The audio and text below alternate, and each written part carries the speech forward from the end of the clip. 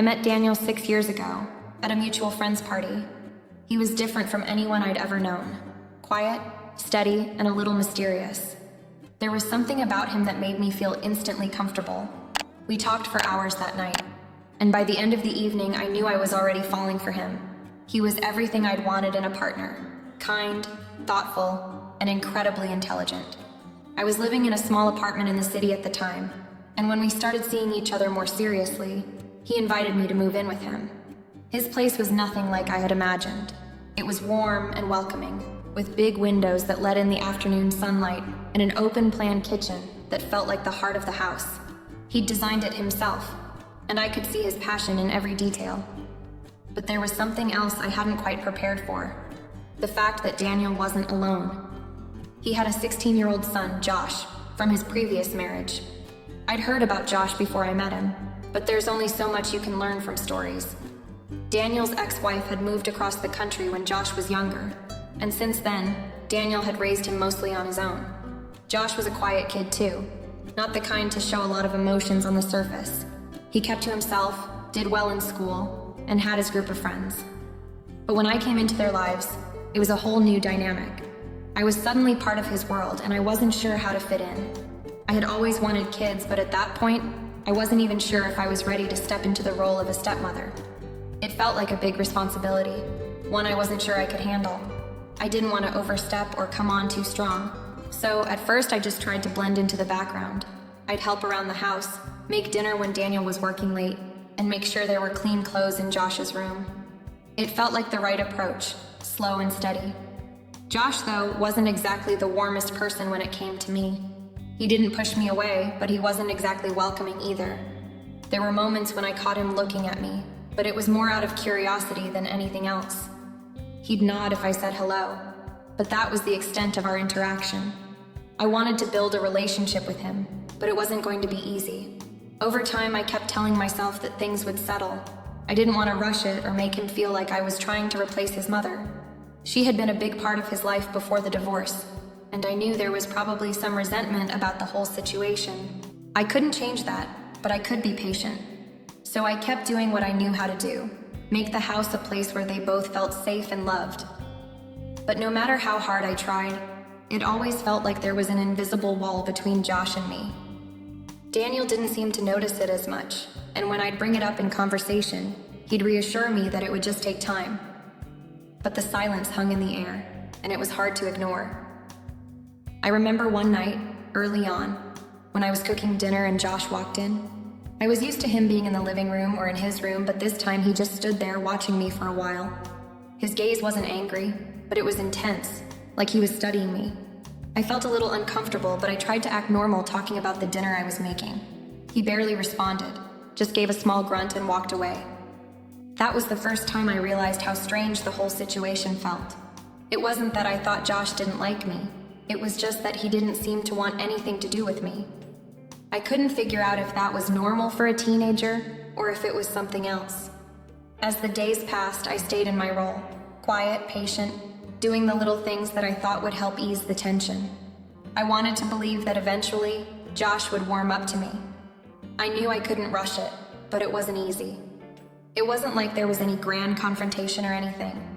It was just small, subtle things, a shift in energy every time I entered the room, the way Josh would avoid making eye contact when I spoke to him, or how he'd disappear the minute I showed up in the living room. It was like I was a ghost to him, and I couldn't understand why. But through it all, Daniel remained a constant support. He always said I was doing great, that things would improve in time. He'd smile, give me a quick kiss on the cheek, and reassure me that everything was fine. And for the most part, I believed him. I trusted Daniel. I trusted that time would heal whatever distance there was between Josh and me. It was just a matter of patience. But deep down, I couldn't shake the feeling that something wasn't right, even though I couldn't put my finger on it. I knew the foundation of our family wasn't built yet. I wasn't expecting us to be one big happy family right away, but the strain between me and Josh felt like a ticking clock. And despite all the patience I had, there was an unease in the back of my mind, a feeling that this wasn't just about a stepmother and stepson adjusting to each other. It was something more, something I couldn't see yet. Over the next few months, things began to change, but in ways I hadn't anticipated. Josh started to open up to me more. At first, it was small, casual conversations, like when we were both in the kitchen at the same time or when he'd sit with me on the porch while I was reading. I had always tried to make him feel welcome, but it felt like he was starting to make the first moves in bridging that gap between us. One afternoon, after school, Josh sat next to me on the couch, flipping through the TV channels. He didn't say much at first, just absent-mindedly clicking through the channels. But then he suddenly mentioned how difficult his history class had been. I was surprised. He'd never really talked about school like that before. "History's just so boring," he said, sounding unusually vulnerable. "I can never remember all the dates." I smiled and nodded, trying to relate. "I get that. I always hated memorizing dates too. You know, maybe you should try associating the dates with something, like a big event or something memorable. It might help you remember." Josh looked over at me, his expression softening. "Yeah, maybe. I guess." I could tell he wasn't entirely comfortable with me offering advice, but he didn't pull away either. It was a small thing, but for me it felt like a huge step. It was the first time he had let down his guard and allowed me to engage in his world. Little by little, he started sharing more, especially about his friends and the challenges he faced at school. I listened carefully, nodding along, never pushing too hard or asking more than he was willing to give. The more I did, the more I noticed how Josh started to relax around me. Sometimes, when Daniel wasn't home, Josh would sit at the kitchen table with me, talking about random things, sports, music, movies, even his favorite video games. There was a noticeable shift in how he behaved when he was around me. It felt more natural, less like I was intruding in his space. One evening after dinner, I was putting away the dishes when Josh came up behind me. "Hey, Emily," he started hesitantly. I turned around, expecting him to ask me to grab something for him or to tell me something about his day. But this time, he seemed different, more focused, more aware. "I was thinking about what you said the other day," he continued. "About history, I mean." I raised an eyebrow, not expecting him to remember something I'd said offhand. "Really?" "Yeah, I've been trying it out," he said, looking down for a moment, then meeting my eyes. "And it's actually working. I've been able to remember stuff better." That simple acknowledgement meant a lot to me. It wasn't just about history. It was about him starting to trust me, to see me as someone who cared enough to offer advice, someone who was willing to be there for him. It felt like a breakthrough, and it made me feel like I was making progress, that maybe I was starting to fill the role I had been hoping to play in his life. From then on, Josh started to seek me out more often. He'd come into the kitchen when I was cooking, asking about what I was making, or whether he could help with anything. Sometimes we'd have long talks about the things that mattered most to him, his friends, his future, and even the times he had with his mother before they moved away. I listened, always encouraging him to pursue his interests, to try new things, and to stay focused on his future. I never overstepped or tried to tell him what to do, but I could see that he was starting to open up to me in a way that he hadn't with anyone else. It felt like he was letting me in, slowly but surely. But along with this new openness came something I couldn't ignore. As Josh started to trust me more, there was an intensity to his attention that I wasn't sure how to handle. It wasn't just about the conversations or the small acts of kindness. It was the way he started lingering when I was around, the way he seemed to always be looking for moments to be alone with me. It wasn't overt at first, just subtle things. A brush of his hand against mine when he passed by, the way he'd sit a little too close when we were watching TV, the way he'd offer to help with tasks that didn't really need help. I could feel something shifting in his behavior, and it was starting to make me uneasy. Still, I tried not to overthink it. After all, he was a teenager, and I kept reminding myself that this could just be the awkward phase of him figuring out how to navigate his relationship with me. But something in the back of my mind told me that this was only the beginning of something I wasn't sure how to handle. Despite the growing trust, I couldn't ignore the feeling that things were becoming more complicated between us. As time passed, Josh's behavior began to shift in ways I couldn't fully ignore. It started out small, like when he would linger around me more than usual. I didn't think too much of it at first. He was just a teenage boy. and I figured that maybe he was just looking for someone to talk to. But soon, it became clear that his need for my attention was growing, way more than I had expected. It was during one of those evenings when Daniel had to work late, and I was home alone with Josh.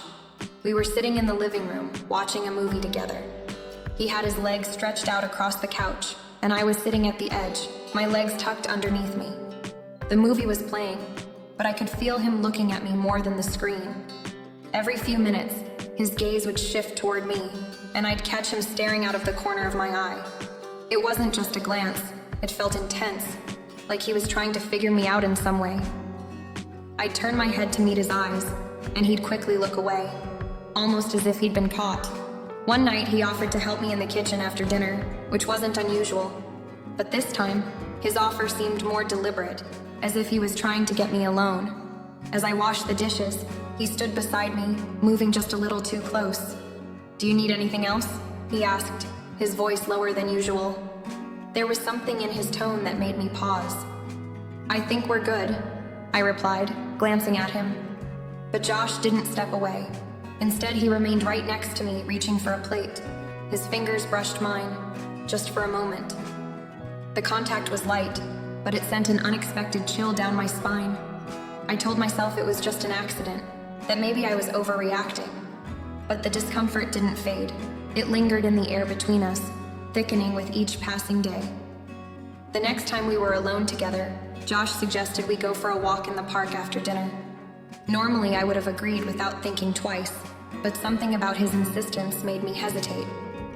I almost turned him down, but then he added, "I just really want to talk to you, Emily. I don't know, you're like easier to talk to than anyone else." The words sounded innocent enough, but his eyes, there was something in them that made my heart race. It was a look I wasn't used to, a look that was too mature for the role I thought I was playing in his life. I agreed to the walk, hoping that the fresh air would help clear my mind. We walked along the path, with Josh walking just a little too close, making me feel as though I were being drawn into a space I wasn't prepared for. His arm brushed against mine once, and I pulled away instinctively, though I didn't say anything. When we reached a secluded part of the park, he stopped and turned toward me. "I know it might sound weird," Josh said, his voice faltering slightly, "but I don't know how to say this. I just feel like I can talk to you, and I like spending time with you." His eyes met mine, and for a second, I saw something else in them, something deeper, something that unsettled me. I gave him a gentle smile, trying to ease the tension. "I'm glad you feel like that," I said softly, hoping my tone would let him know I was there for him, but also trying to steer the conversation back to something more comfortable. "But remember, I'm your stepmom, Josh. That's a special relationship. We have to respect those boundaries." He seemed to get the hint, nodding slowly, but I could still sense the heaviness of his gaze. We finished the walk in silence after that, and I couldn't shake the feeling that things between us had changed. There was a line I wasn't sure how to cross, or even if I should. Josh had always been sweet and respectful, but now, it felt like he was testing the waters, seeing how much I would tolerate. The way he started seeking me out more, sitting a little too close, or making comments that lingered longer than they should, it was all starting to build in a way I wasn't sure how to handle. Every time we were together, I felt his presence more acutely. It was subtle, yet undeniable. The way his eyes lingered, the way his movements seemed to encroach on my personal space, even when there was no physical contact. It felt like he was trying to create an intimacy I wasn't prepared for. And though I tried to remind myself that he was just going through a phase, the tension in the air was getting harder to ignore.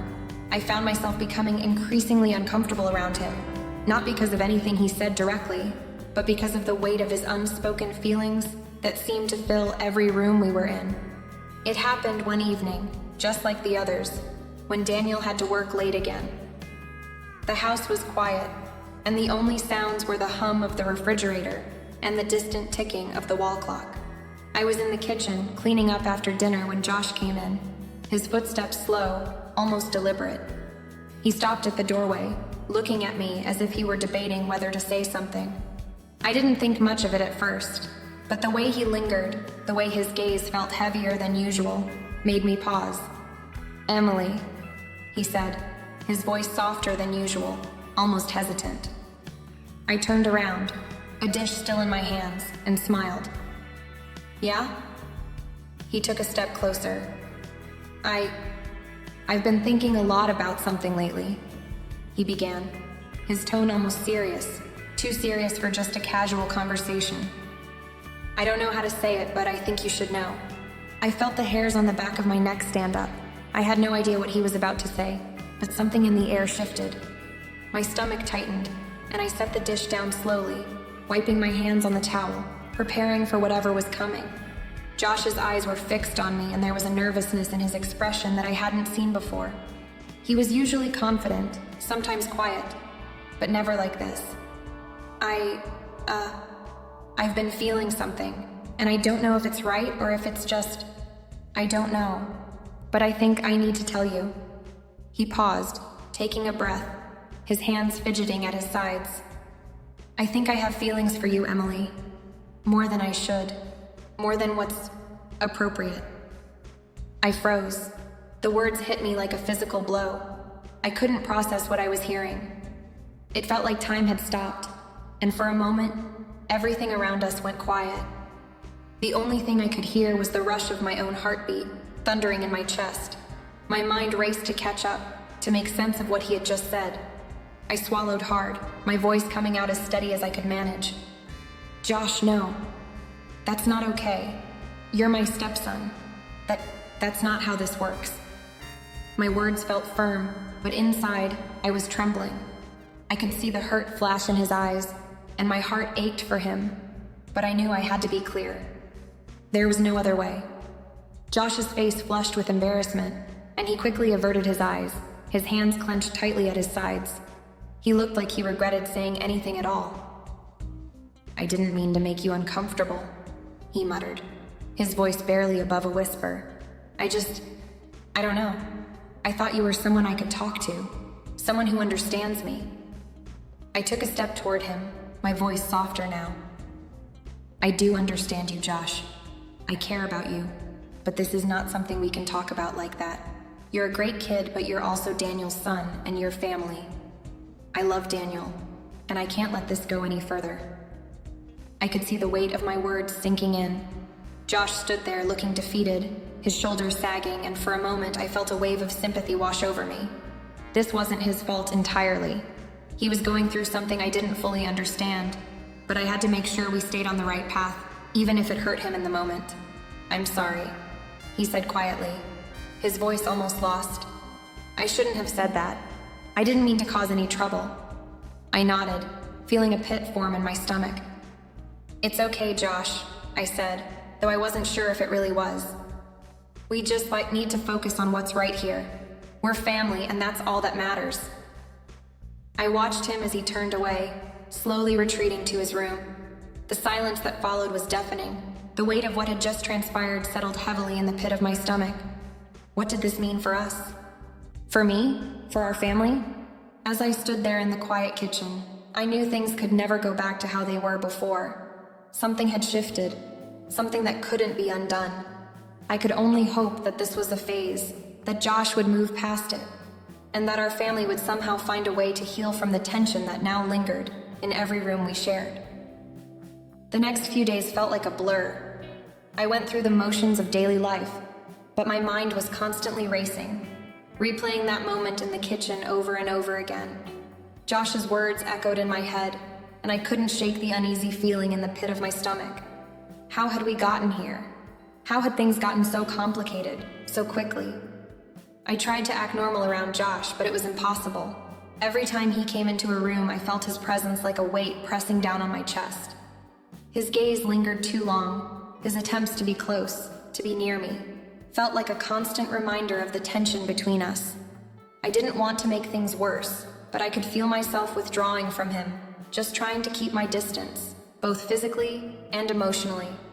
I told myself I was doing the right thing, holding firm to the boundaries that had to exist between us, but it wasn't easy. I could see the pain in Josh's eyes, the guilt and confusion that seemed to take over whenever I spoke to him. I couldn't help but feel a pang of sympathy for him. He was just a kid, a teenager who was probably dealing with emotions he didn't fully understand. But that didn't change the fact that his feelings for me were wrong. No matter how much I wished I could make him feel better, I knew I couldn't let this go on.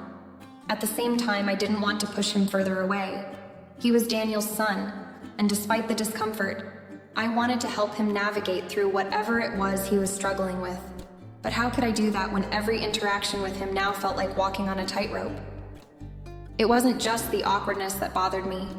It was the fear that I was losing control of the situation, that things could spiral out of control if I didn't handle it carefully. I was also worried about Daniel. The last thing I wanted was to cause any problems in our marriage.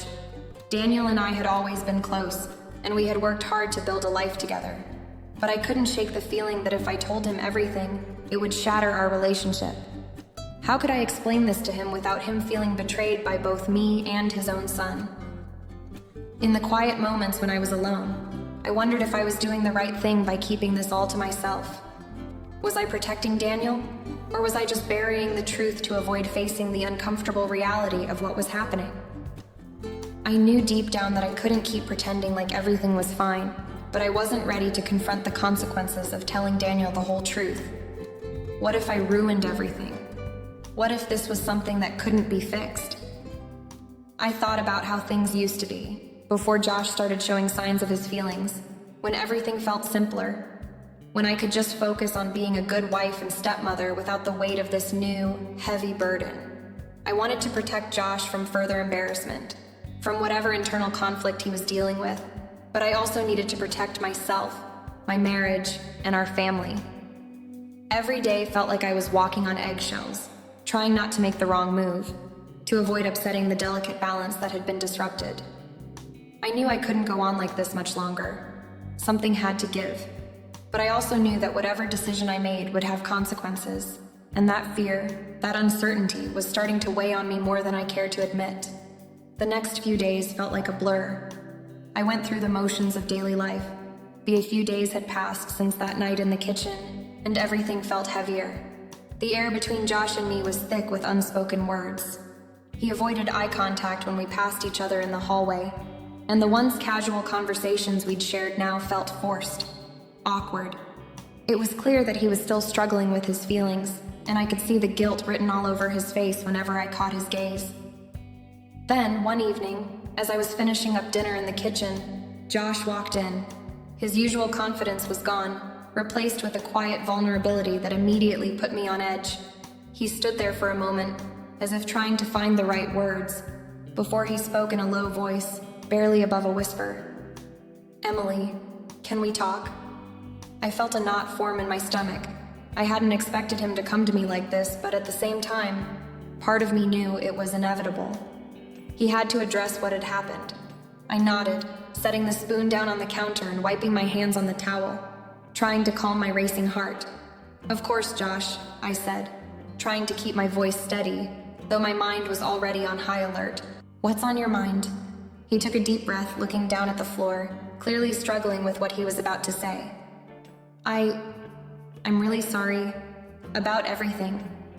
The way I've acted, it was wrong. I don't know what came over me." He paused, as if gathering his thoughts, his hands fidgeting with the hem of his hoodie. "I never meant to make you uncomfortable. I don't know. It's hard to explain. I didn't mean to cause any trouble."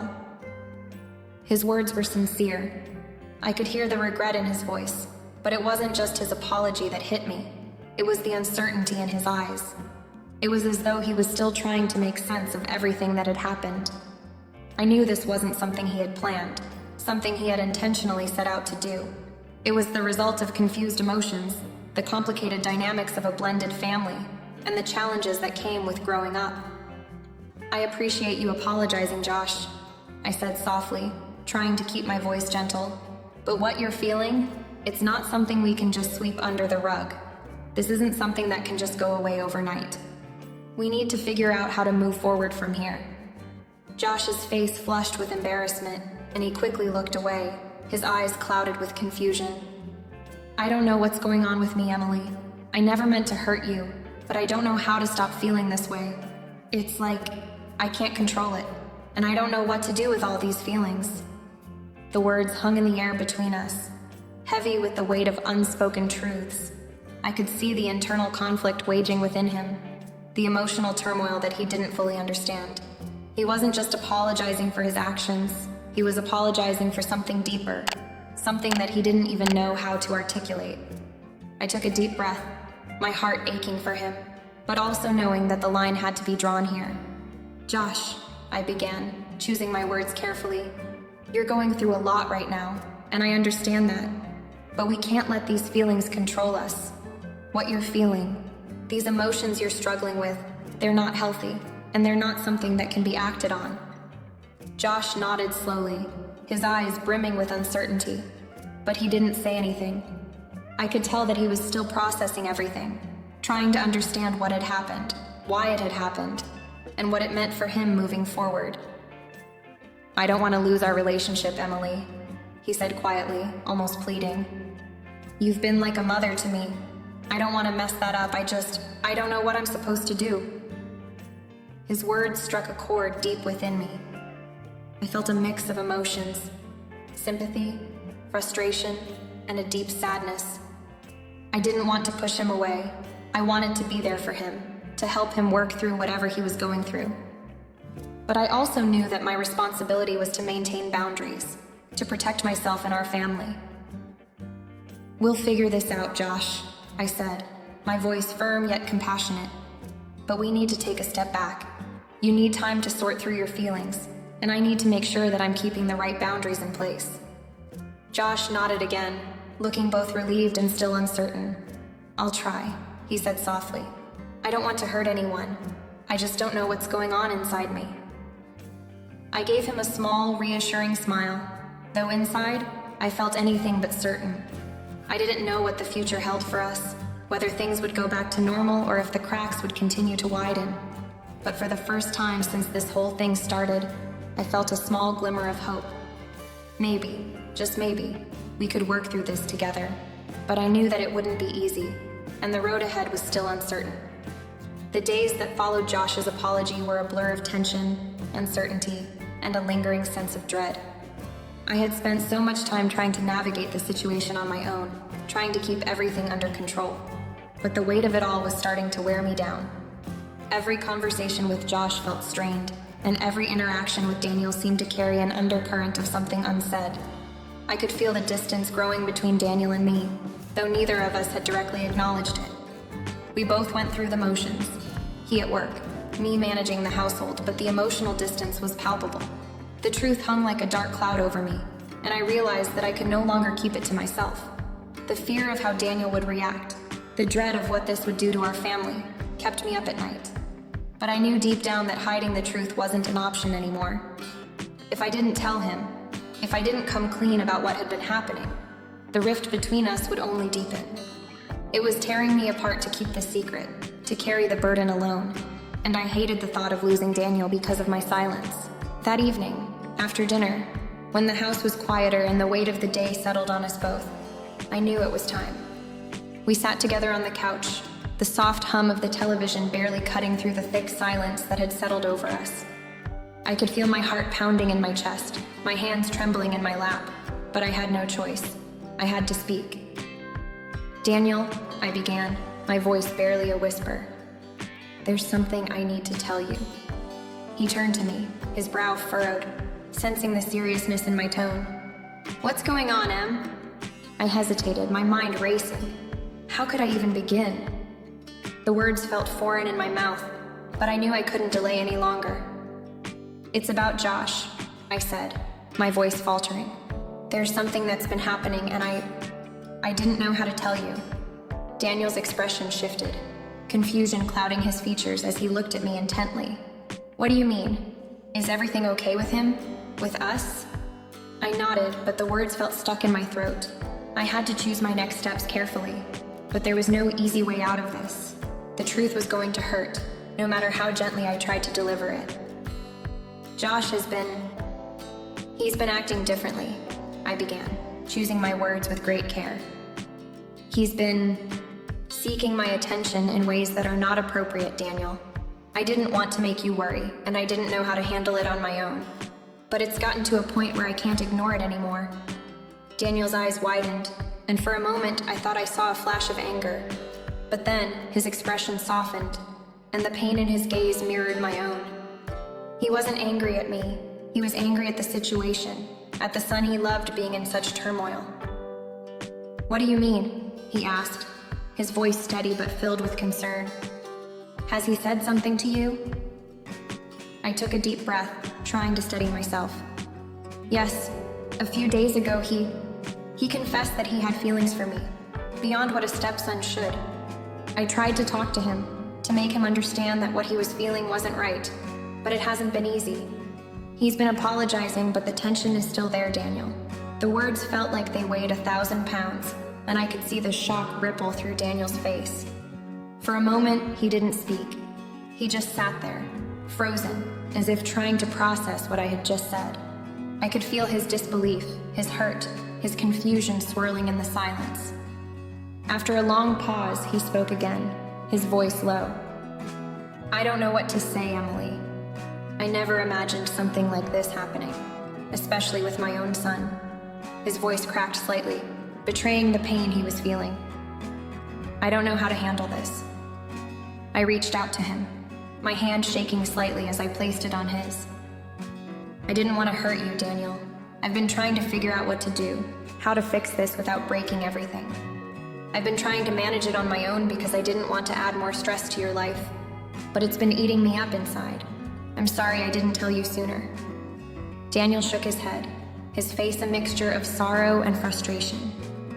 "It's not your fault, Emily, but I need to know. How serious is this? What are we going to do about it? I don't want to lose Josh, but this is a big problem." I looked at him, feeling my own fear rise again. "I think Josh needs space to figure things out. He's confused, but I think some distance might help. I don't know if he can come to terms with this, but I know he can't stay here while things are like this." Daniel nodded slowly, his eyes distant as he processed the reality of what we were facing. "I don't know what the right answer is, but we'll figure it out. I'll talk to him. We'll find a way to help him, whatever that looks like." We sat in silence for a few moments, the weight of the conversation still hanging heavily between us. I had feared this moment for so long, but now that it was here, it didn't feel like a relief. It felt like the beginning of something much harder. But at least we were facing it together now, even if the road ahead was unclear. And that, in itself, was a small step toward healing. The following morning, Daniel and I had barely exchanged a word before he left for work. The tension was still thick between us, and I knew that he had a lot on his mind. I hadn't expected him to take immediate action, but deep down I was hoping that he would address the situation with Josh sooner rather than later. We couldn't let things fester, not with the way everything had been hanging in the balance. When Daniel called me later that afternoon, his voice was calm but serious. He had spoken to Josh, and I could tell from his tone that things had not gone as smoothly as either of us had hoped. "I talked to him," Daniel said, his voice low. "He didn't take it well, Emily, but he admitted it. He confessed everything. He didn't try to deny it, but it was clear he was conflicted, torn up inside. I felt a pang in my chest as I listened to Daniel's words. This wasn't something that could just be swept under the rug. Josh wasn't just dealing with a fleeting crush or confusion. There was something deeper at play here. I had hoped that Daniel would have been able to make him see that, but I didn't know if we had enough time or space to unravel everything. "I'm so sorry, Daniel," I whispered, the guilt weighing heavily on me. "I should have told you sooner. I should have handled it better." "It's not your fault," Daniel replied quickly, though there was a heaviness in his voice. "But this is serious, Em. He's going to need help, and I don't know what to do about this whole situation. I don't want to lose him, but I don't know how we can move forward from here." I could feel my own frustration rising. The emotional turmoil was overwhelming, but I knew we had no choice but to face it head on. "What did he say, Daniel? How did he react to everything you said?" Daniel was quiet for a moment, as if weighing his words. He seemed relieved, but also ashamed. He admitted that he didn't know what was happening to him, that his feelings had been building for a long time, but he didn't know how to control them. He's not some monster, Emily, but he doesn't know how to navigate all this. I think he's scared. My heart ached as I listened to Daniel's words. Josh wasn't some villain. He was a young man struggling with feelings he didn't fully understand. And the more I thought about it, the more I realized how complex the situation was. There was no easy solution, no quick fix. It wasn't just about setting boundaries anymore. It was about helping Josh untangle the mess of emotions he was in. I think he needs time, Daniel, I said, my voice quiet but firm. Time to sort through his feelings, time to figure out who he is and what he wants. We can't rush him, and we can't force him to change overnight. He needs help, but we can't let him stay here while things are unresolved. Daniel sighed, and I could hear the frustration in his breath. I know. I talked to him about getting professional help. I told him I would support him if he wanted to talk to someone, but we're both walking a fine line here, Emily. We need to make sure we're doing what's best for him, even if that means tough decisions. I nodded, though Daniel couldn't see it.